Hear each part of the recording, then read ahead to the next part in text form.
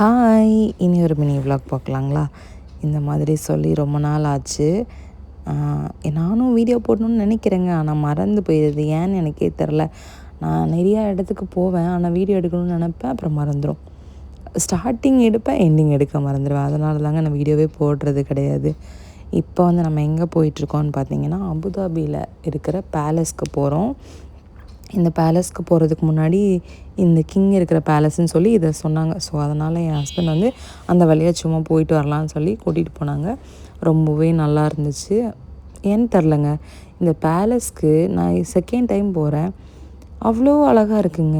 அப்படியே கண்ணில் வச்சு ஒத்திக்கலான்னு சொல்லுவாங்க தெரியுங்களா?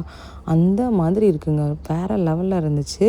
எனக்கு ஒரு டைம் எந்த இடத்துக்கு போனாலுமே இந்த யூஏஇயில் ச்சே எப்படிடா இப்படி இருக்குது அப்படிங்கிற மாதிரி தான் தோணும்.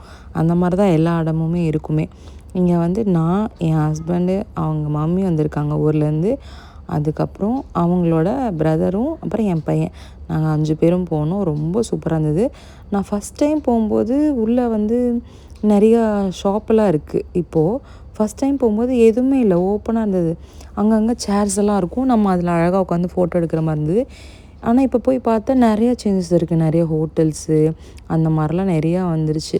ஆனால் ரொம்ப சூப்பராக இருந்தது. நீங்கள் போனீங்கன்னா ரொம்ப மனசு நிம்மதியாகவும் இருக்கும், அமைதியாக இருக்கும், அழகாக இருக்கும். போய் பாருங்கள், நல்லாயிருக்கும்.